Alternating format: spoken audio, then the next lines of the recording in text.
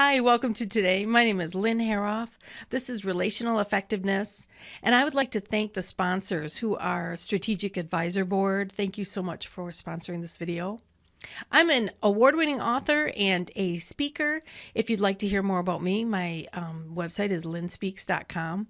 The book I wrote is called Miss Snickers, and it is a fun read. People tell me they laughed a lot and they couldn't put it down. So I'm honored to hear those kind of compliments about it. So if that's something you'd like to check out, please go to my website. I want to welcome you to this new year and your new dreams, your goals, things that can happen. And inspire you, really motivate. What a perfect time to be motivated. And maybe there's never not a good time. Maybe it's always a good time to be motivated, maybe. But my husband, John Hoerauf, is going to speak the next while on authentic motivation. That is his niche in the world, and I should say one of his niches. He seems to be very talented in a variety of ways, and I'm so happy that he's going to be here the next while to share his information on authentic motivation. So with no more info on that, I guess go ahead, John, and take it away. Thanks so much. Well, the workshop is called Breaking Through to Lasting Motivation. And the idea came from, even as we're recording this, it's the beginning of the new year, and a lot of people make their New Year's resolutions and decide what they want to do differently, and they get motivated, they get excited about doing that. But in the process, what often happens is we keep it up for a time, but then for some reason we just kind of fall off the wagon. And I mean, it's even become a joke with New Year's resolutions that they're not going to last anyway, so why bother? And what I'm looking at in this is, what is it that allows a change to actually happen? What allows something that you're motivated by to continue? And I start out by doing some definitions in the process. Motivation is one of those things that everybody knows what it means, they understand, but it's really hard to nail it down on a definition of it. And if we don't have a strict definition of something, it's easy to kind of just wander through. For instance, a traditional view of motivation. I'm an adjunct at a college, and I teach a Psych 101 class. And for a couple of the sessions, we talk about motivation. And I have the students fill out a forum post to talk about what is it that motivates them, what goes wrong, what do they think they could do to make it last longer. And I really tend to get a lot of the same answers from people. It comes into the idea of maybe you're not putting enough grit behind it. That's a real big one, is if I just try harder, put more effort into it, or if I find somebody to hold me accountable, or if I give myself a goal and then a reward for accomplishing that goal. A lot of similar kinds of things in the traditional way of approaching motivation come up over and over again.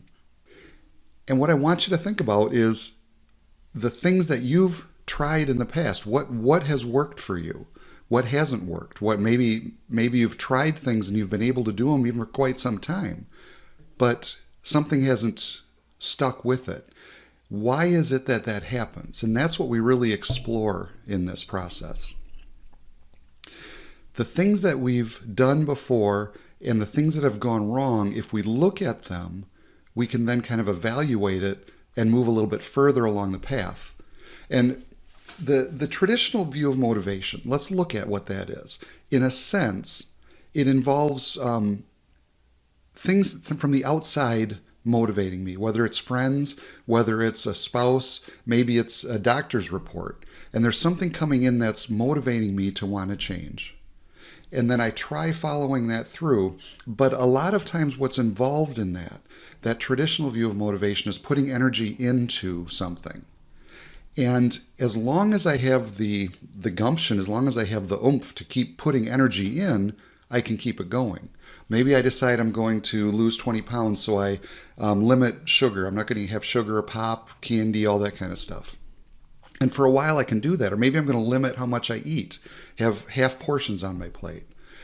And as long as I have the strength, the energy to keep doing that, it works out. The exercise programs that get started, and then after a couple of months, it gets harder and harder to do, and then you don't keep doing it because you run out of energy to put into it. And what I want you to think about is a new look at motivation is going to be tapping into something.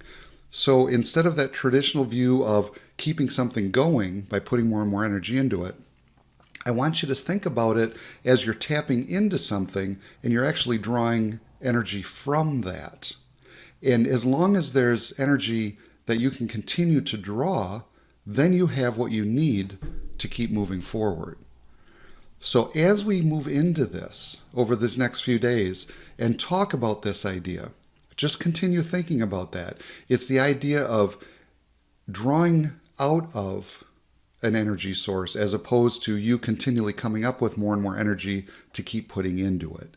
And that's kind of a summary of where we're going with this as we look at breaking through to lasting motivation. Tomorrow we're going to talk about a definition of motivation that I think will kind of help you wrap your mind around this a little bit more as we start moving into that.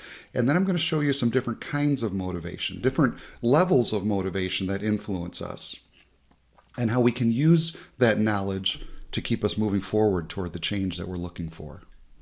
Thanks, John. That was great. I look forward to hearing more. And everybody out there, I hope you have a great day, and we'll see you back. Bye-bye.